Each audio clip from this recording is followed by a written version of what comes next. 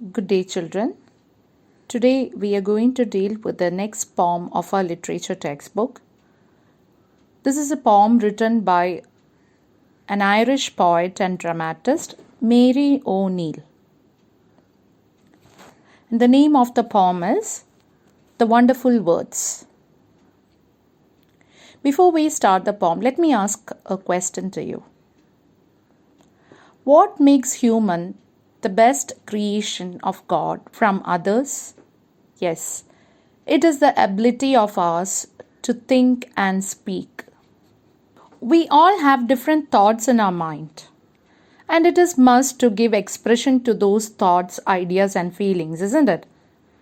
But how can we convey these thoughts to others? Yes, we can free them from our mind only through words, right? So, through this poem, the poet tells us to work on our language and learn it skillfully so that we would have good command over it. The poet says that no thought should die for want of proper words. We know that because we are not native speakers of English, we find difficult to communicate to others without proper words. But if we get right words, then definitely we can communicate our thoughts in an impressive way, isn't it? Therefore, it is very important for us to know our language well so that we can communicate our thoughts in proper way by using proper words, by using right words. Now you may please take page number 82 in your textbook. Please listen as I recite the poem. The Wonderful Words, written by Mary O'Neill. Never let a thought shrivel and die for want of a way to say it, for English is a wonderful game and all of you can play it. All that you do is match the words to the brightest thoughts in your head, so that they come out clear and true and handsomely groomed and fed, for many of the loveliest things have never yet been said. Words are the food and dress of thought, they give it its body and swing, and everyone's longing today to hear some fresh and beautiful thing. But only words can free a thought from its prison behind your eyes. Maybe your mind is holding now a marvelous new surprise. Now I shall explain the poem line by line. Never let a thought shrivel and die for want of a way to say it, for English is a wonderful game and all of you can play it. Never let a thought shrivel means never let a thought to fade or dry. Shrivel means wither. Never let a thought to wither or fade and die just because you don't know how to say it. For English is a wonderful game and all of you can play it. And the poet praises the English language as English is a wonderful game. And all of you can play it if you know the right words. Everyone can play with it. Everyone can speak beautifully in your own ways. All that you do is match the words to the brightest thoughts in your head, so that they come out clear and true and handsomely groomed and fed. All what you have to do is you just have to match the words to the brightest thoughts in your head.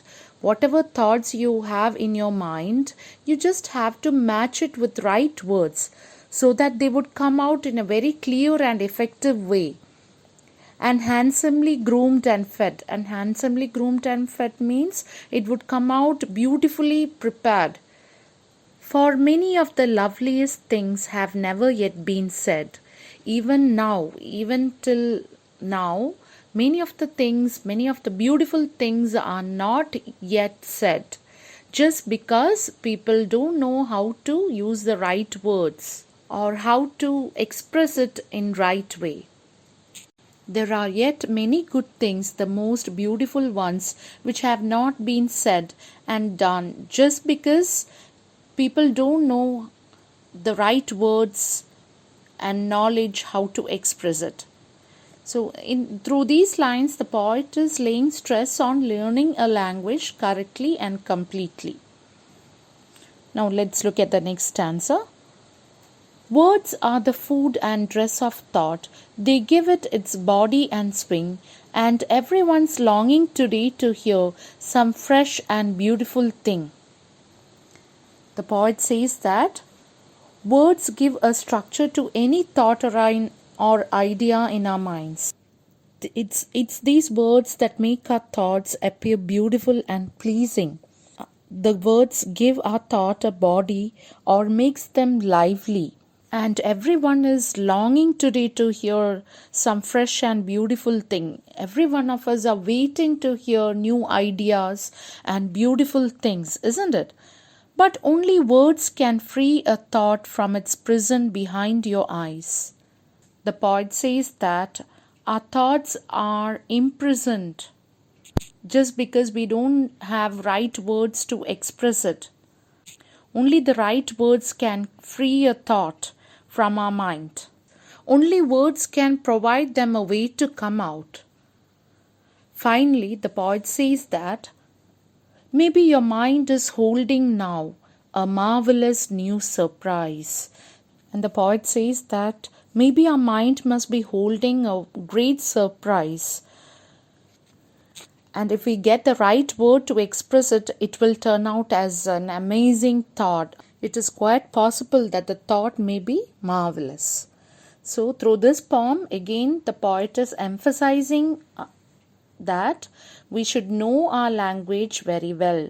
We should not fail to communicate, or we should not fail to communicate our bright ideas or thoughts just because we don't know the right words to communicate it.